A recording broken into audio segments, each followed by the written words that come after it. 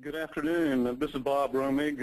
I'm the State Transportation Development Administrator with the Department of Transportation in Tallahassee, and presenting today from the Florida League of Cities building here in Tallahassee, and appreciate the opportunity to present to you a major initiative that the Department of Transportation has undertaken. This is part of the vision for the 21st century that Secretary Anant Prasad released last year. And is one of several initiatives we have underway in dealing with transportation in Florida. So what I'm going to try to do today is just to take you through a presentation. There's a number, about 25 slides or so, and kind of give you an overview of the process that we are going to be using.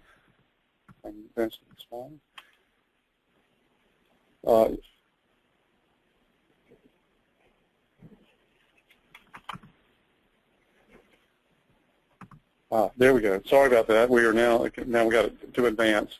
So today I'd like to present to you a little overview of why are we thinking about future corridors for Florida.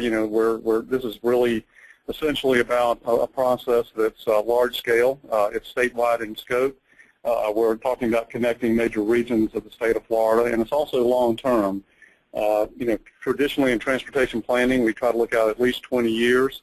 And what this process is trying to do is to really look out 50 years and not to in any way drive land use decisions in Florida, but to try to inform land uses related to what we see as the future of transportation in Florida and some issues that we think need to be addressed over time.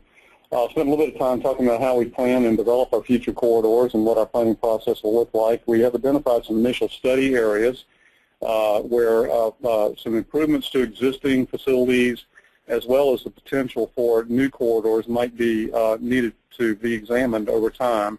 Then I'll conclude with a few slides on what our next steps are. So over the past few years, many of our partners have called for a greater emphasis on planning future transportation corridors. The 2060 Florida Transportation Plan, which was developed with about 10,000 Floridians and a 29-member steering committee, and the Florida League of Cities was represented on that steering committee, was adopted in 2010 and really emphasized the importance of trying to make transportation investments to support a prosperous and globally competitive economy. And the FTP recommended trying to create an integrated statewide vision to provide a context for planning the future of major transportation corridors. Also in 2010, the department worked with numerous partners to develop the Florida Trade and Logistics Study. We worked with the Florida Chamber Foundation to develop the Florida Trade and Logistics Study, as well as the 6 Pillars 2030 Strategic Plan. Both of these plans kind of laid out a future vision of Florida that envisioned transportation serving as a major component of our economy. Soon to be released will be the Department of Economic Opportunities 5-year strategic plan for economic development. A number of citizens and entities around the state have been working to develop this plan. It will be rolled out in the very near future. And as well, the Department of Transportation has been a key partner in putting this plan together, and particularly as it relates to the infrastructure pillar, if you will, and how that's going to form our future investment decisions. Regional visioning processes. The concept of looking at future corridors has also been a theme of many of the long-range regional visions around the state. This map shows completed or ongoing regional visioning efforts throughout the state. Each of these processes is working to create a long-range, typically 50-year view of the future of each region, integrating decisions about economic development, land use, transportation, and environmental stewardship. The key themes emerging from many of these efforts include focusing on growth in centers and developing multimodal corridors connecting these centers. You'll notice on this map that there are a few gaps there too, and we most recently have been interacting with the North Central Florida Regional Planning Council to look at that whole region in terms of potential future vision for how their planning or their plans are to grow as well.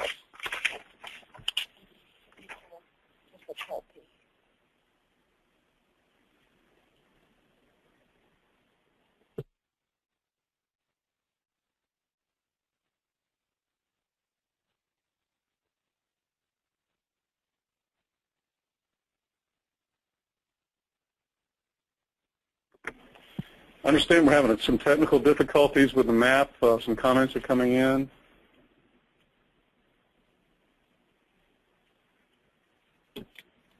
So I'm going to go ahead and try to move on.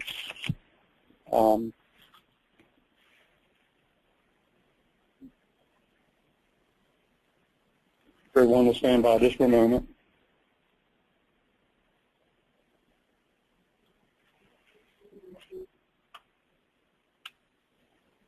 Okay.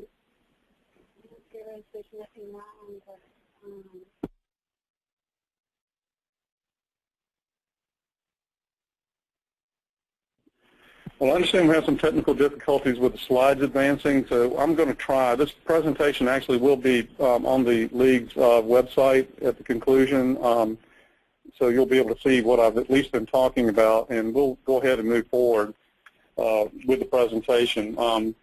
The next slide goes into, and I'll talk about the regional visioning efforts around the state, and let me move forward in this slide here. And then a question often comes up, well, how can a regional vision provide input to corridor planning?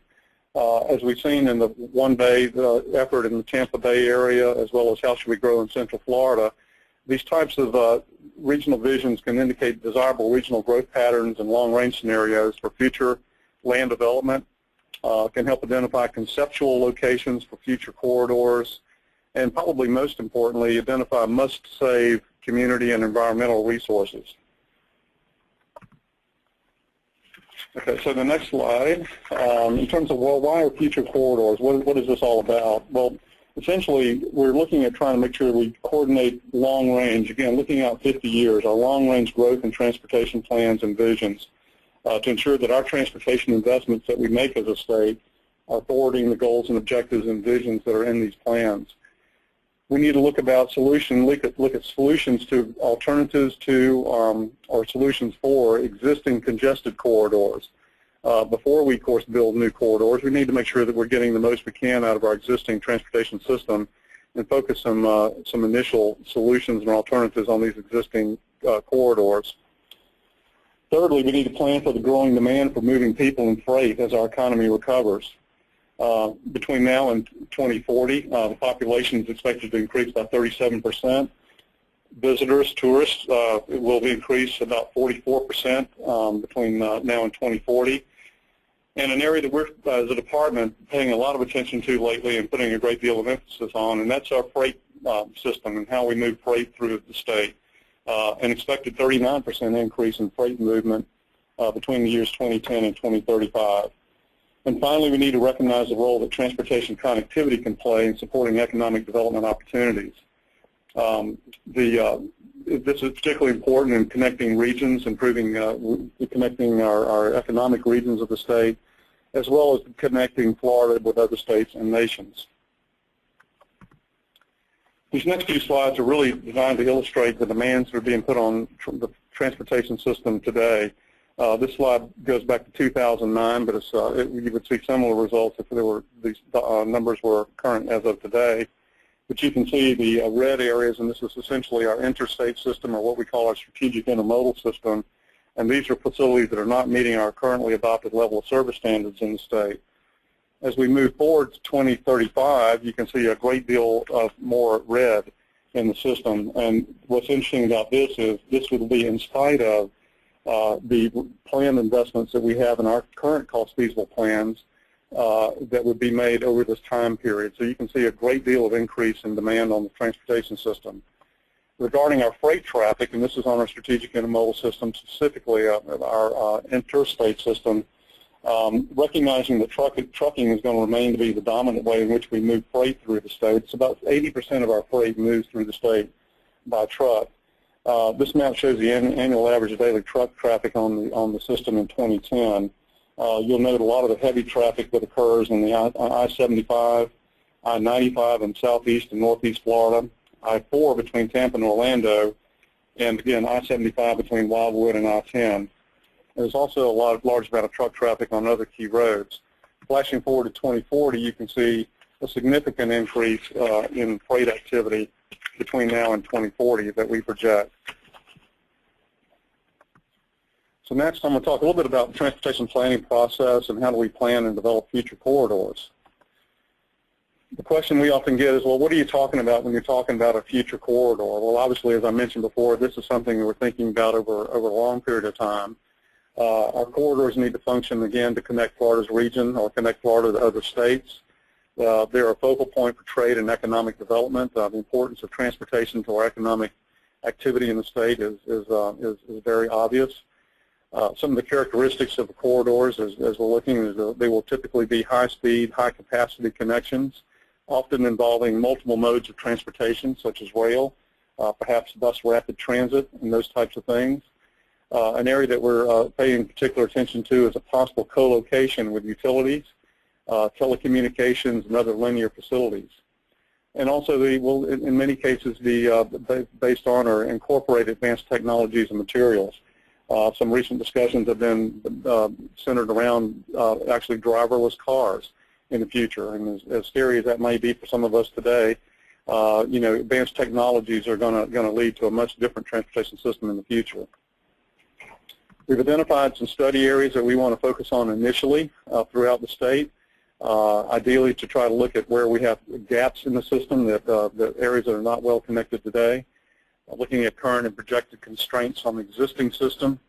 We have statewide modal plans that cover our aviation, rail, transit, seaport system that identify needs that need to be addressed. We're conducting alternative studies in all of our corridors, and then also looking at our current district and turnpike enterprise plans. But perhaps most importantly, we have to reach out. You know, transportation is not just the Department of Transportation. It's cities, counties, metropolitan planning organizations, regional planning councils, expressway authorities, and other stakeholders that also have plans that need to be incorporated into our thought process and how we identify areas that need to be studied. The policy framework that we're operating under is well-versed and well-founded in several plans that have been produced over the years. In 2006, the Department produced the first Future Corridors Action Plan under then Secretary Denver Stetler. We have the Strategic Intermodal System, and for those of you who are not familiar with the Strategic Intermodal System, this is essentially our highest level transportation facilities, not just highways, but seaports, airports, rail facilities, and other types of facilities that carry the most traffic or have significant economic impact to the state. And the 2060 Florida Transportation Plan, as I mentioned before. And again, the policy framework laid out in these plans says that, basically look at moving both people and freight, maximize the use of existing facilities. We need to also consider alternatives to highway planning and look at other facilities such as rail and bicycle and pedestrian facilities, for instance. We're going to continue, of course, to add over time capacity, add lanes to our existing facilities to support growth and demand, and also relieve congestion. And then finally, we need to look at new facilities when those types of facilities are needed to fill major connectivity gaps.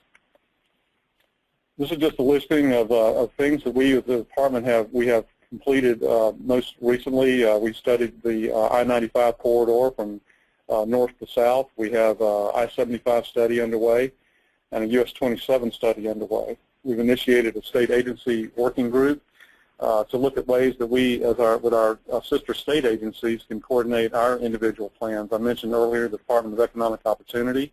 The Department of Environmental Protection is a part of this process. Department of Agriculture and Consumer Services, the Fish and Wildlife Conservation Commission, and the Federal Highway Administration. We've identified these initial study areas, which I'm going to go through in just a few moments.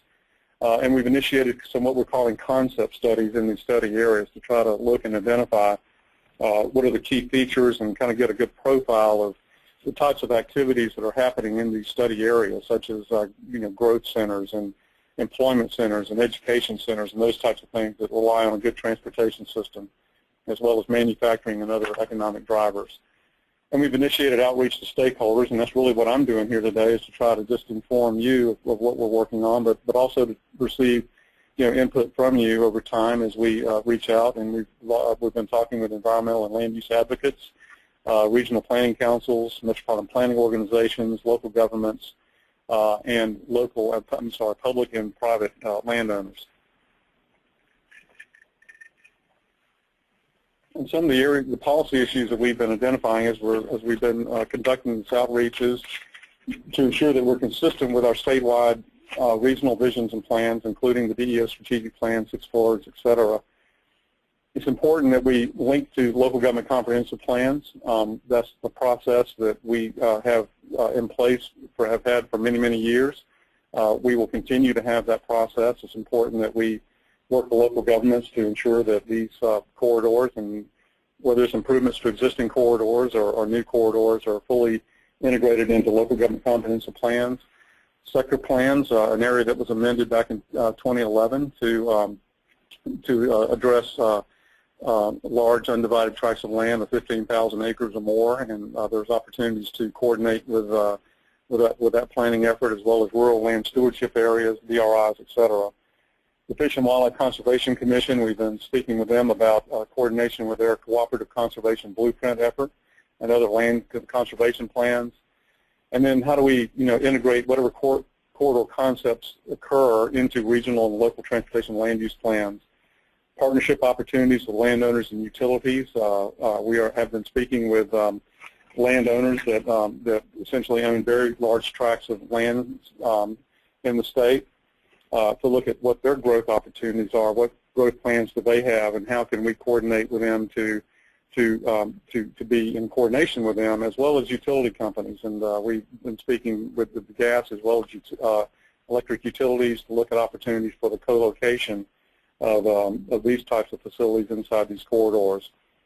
And also design principles. Are we going to continue, will our 21st century corridors be designed on the same principles that the corridors we developed in the 20th century, for instance? Do we need to be thinking differently about the aesthetics and the way these corridors look, the way they function, and those types of issues?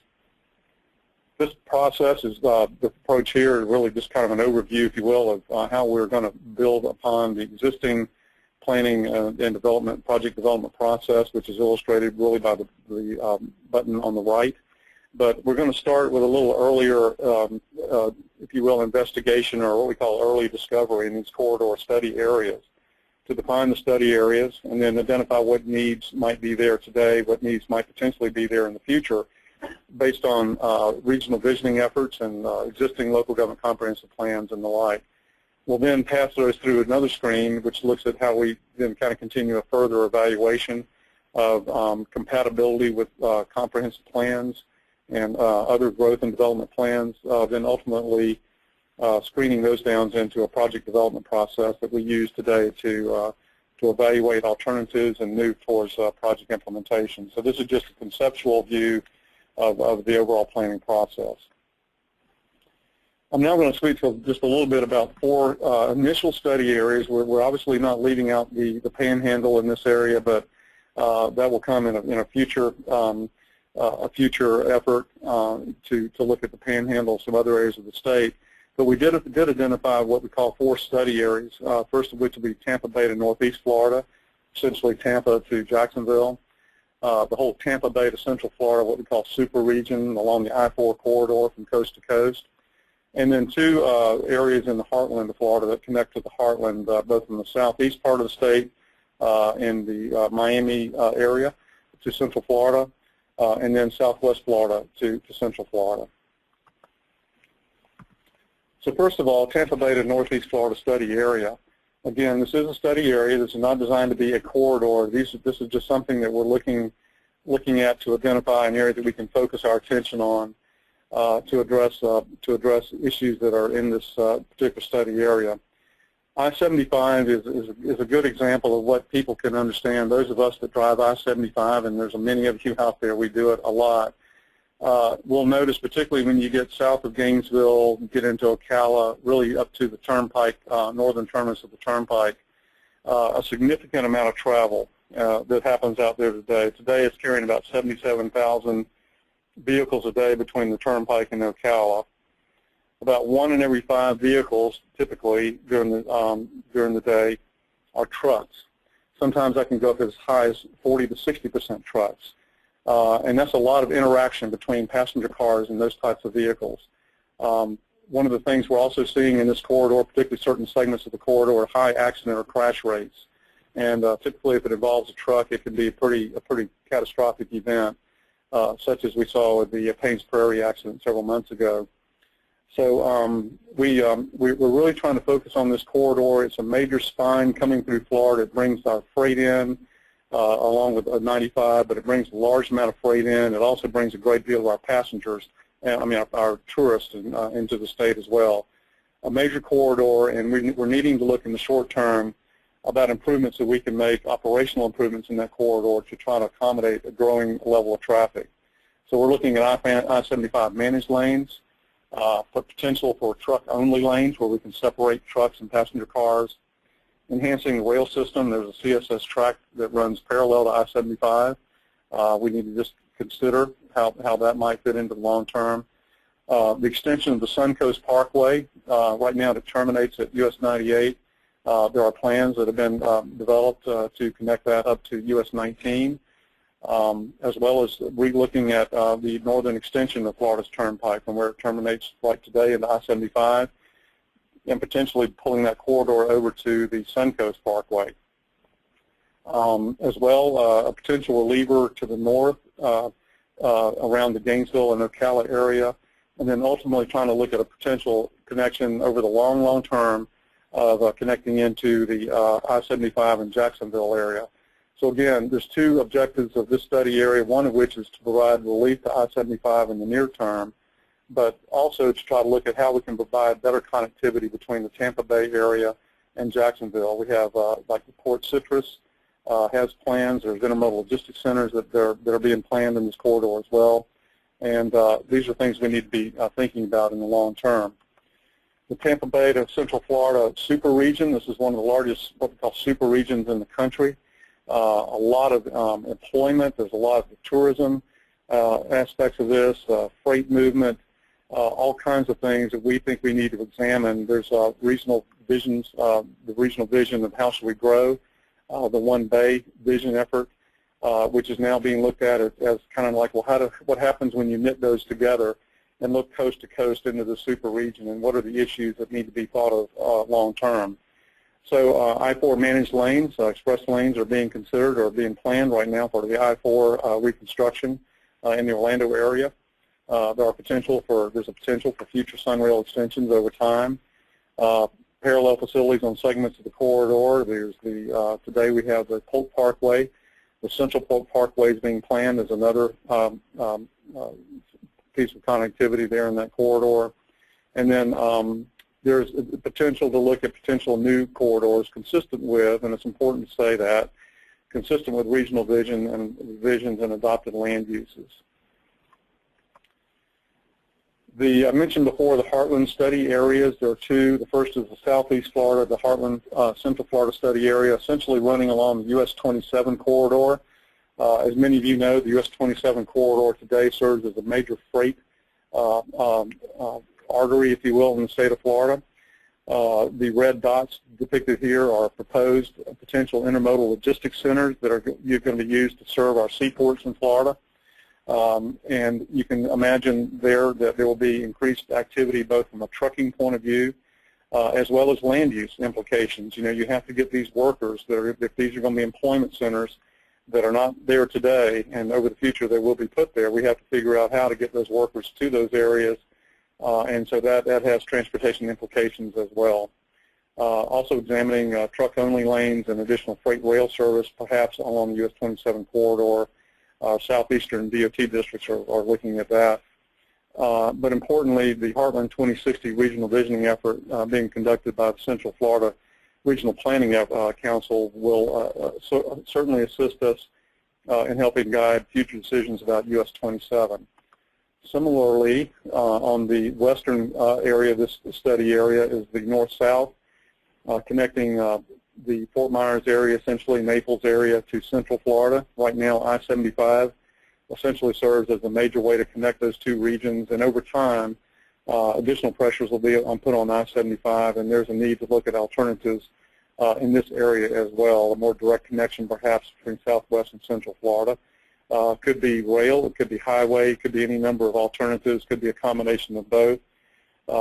But again, the Heartland 2060 regional visioning effort will be helping guide decisions about this future growth and development in this region, and how transportation will need to be there to support it. So a little idea of what's next. The department will continue to support our statewide and regional visioning and strategic planning efforts in the state, continue our coordination with our state agency partners, conducting outreach to stakeholders. We're going to continue our studies in-house on these existing corridors, as well as at the same time developing concept reports for priority study areas that I just reviewed. We'll have the first edition of those concept reports ready in the next 30 to 45 days is our plan, and we plan to do a major outreach with that to make sure we get plenty of visibility and comments and on those reports. Those reports, as I mentioned before, will be really kind of taking a snapshot or a profile of each of these study areas and hopefully laying out kind of an action plan of how we might move forward over the next few decades. Initiating potential pilot evaluation studies. We have that concept underway. We're thinking about that in-house, about how we might test certain things, sector planning, and those types of issues. And one of the things we're really trying to concentrate on as well is there a potential to develop agreements for the reservation or dedication of right-of-way, working with both public and private landowners before these large tracts of land get subdivided over time, to reserve and not only right-of-way for transportation corridors, but is there an opportunity to preserve lands for conservation, wildlife corridors and conservation and preservation of our critical environmental assets, much like we're trying to do with the Wekiva Parkway in the Central Florida region. So that concludes my presentation. I'll be glad to answer any questions. There is a website address here if you want information on our future corridor process, and that concludes the presentation. There are a couple of questions. Let me see if I can answer those for you. The corridor studies that we're underway right now are funded by, we do have state funds that we are appropriated every year to do corridor studies and planning from the Department of Transportation. So the corridor studies that we're currently looking at as part of this effort will be funded out of state planning funds. Do I anticipate funding to delay these efforts? Excuse me. No, not really. I mean, I think we do have funding set aside. Again, we're not on a particular schedule here in terms of the development of these corridors. There is really just right now trying to focus on the planning aspects of these, but we do have efforts underway today to move forward on what I had presented during this presentation. Excuse me. I'm looking to see if there's any additional questions. I'm not seeing any. Again, okay, another question came in about how about land acquisition. I'm assuming the question is related to the funding of land acquisition. All I can say about that is as we currently do in our transportation planning process, decisions about the specific location of these corridors will be made, at the appropriate time and the appropriate place in the planning process.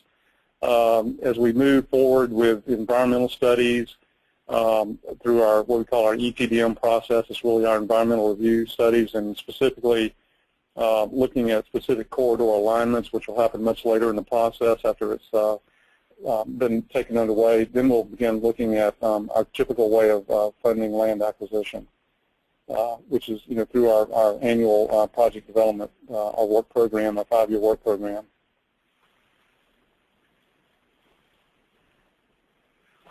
How much citizen participation will be involved? Well, as I mentioned, this process that we're underway that we're taking with the future corridors is very conceptual at this point.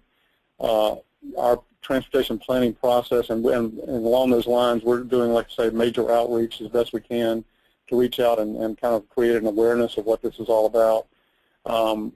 But our citizen participation process through our metropolitan planning organizations, nothing will change with that. Our work program development process and working with local governments to ensure that these projects over time are consistent to the maximum extent feasible with local government comprehensive plans. Again, our metropolitan planning organizations, to the extent that federal funds are involved, we have to work with MPOs. So there are ample opportunities for citizen participation in the process.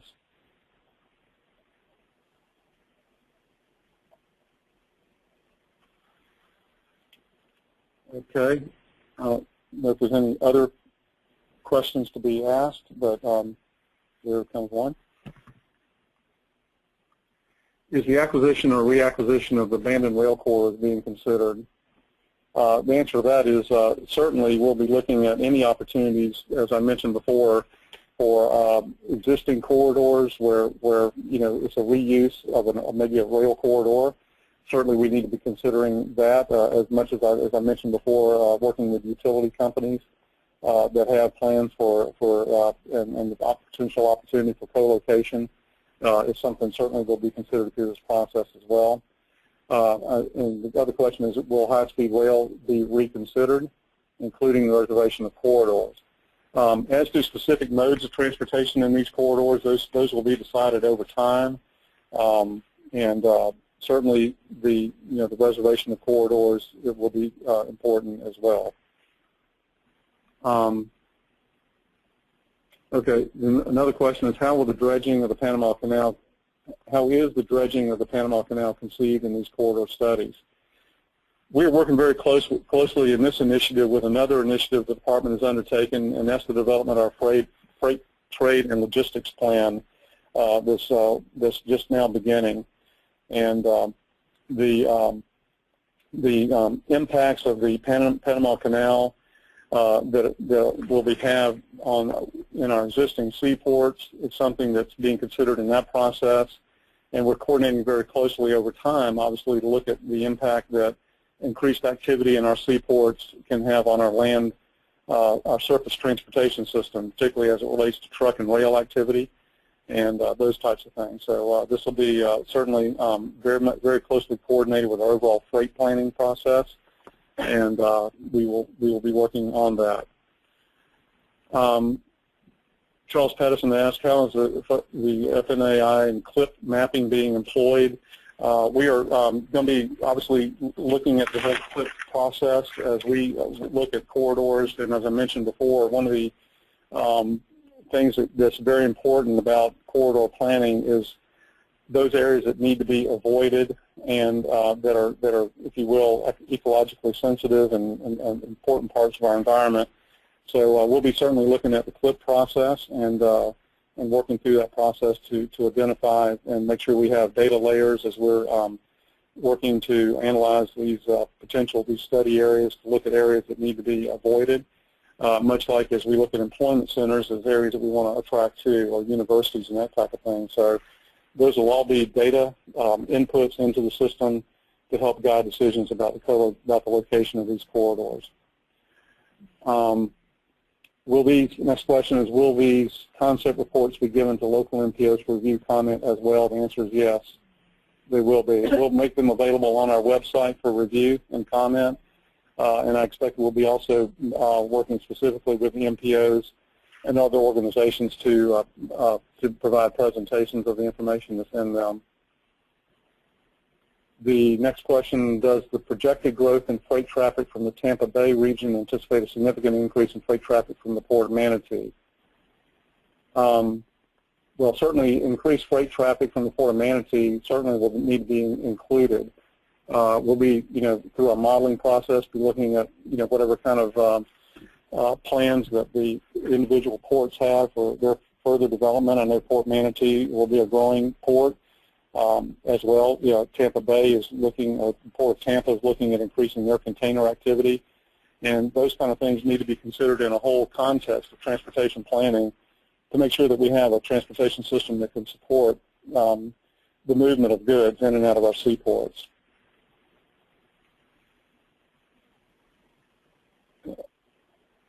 The next question, are we taking into account regional air transport? Certainly, and that's a good point, and I need to make sure that we make a note of that. Certainly, travel within the state of Florida and the impact that that has, and how that serves as an additional mode of transportation, such as rail and other activities, certainly will be taken into account.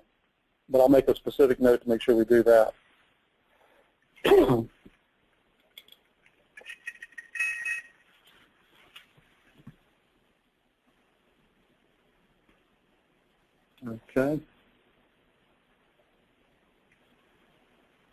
Okay, I don't see any additional. Oh, here comes one. Question is, are there coordinated studies thinking on displacing highway trucking by deploying rail instead? This is an issue that we find ourselves frequently having to get a better understanding of, because obviously the movement of freight, whether by truck or by rail, is very much of a market-driven situation.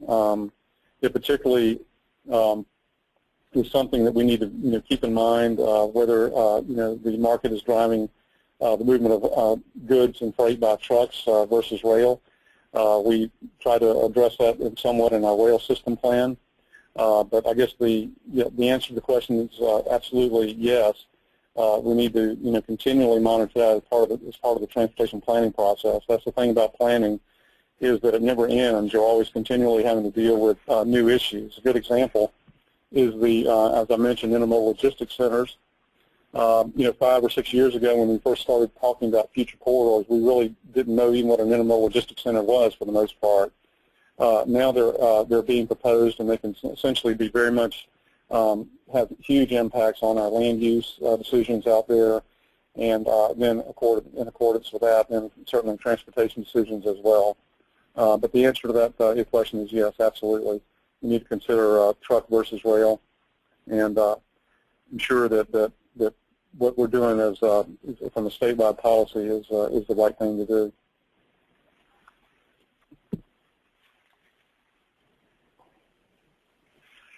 You mentioned FHW. I'm assuming you're talking about Federal Highway Administration, FHWA.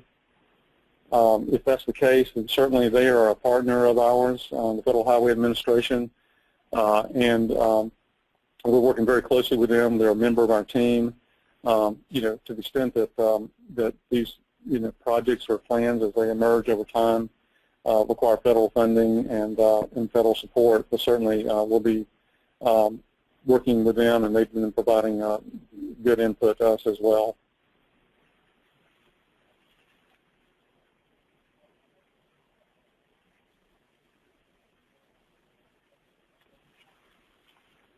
Let's see if there's any additional questions.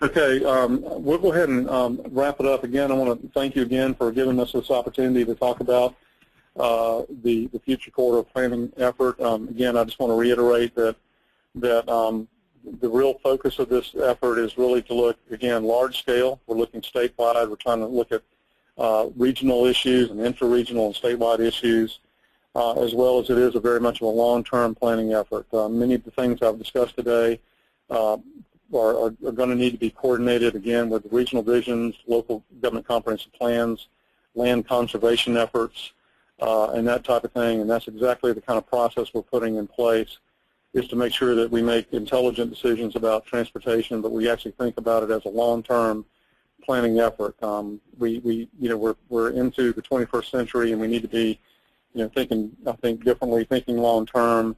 The interstate system is a good example of something that had obviously profound impacts on what how we live and work today, and we're thinking about that in the same context of our future corridor efforts. So, again, thank you very much for your time today, and I appreciate it, and we look forward to working with you.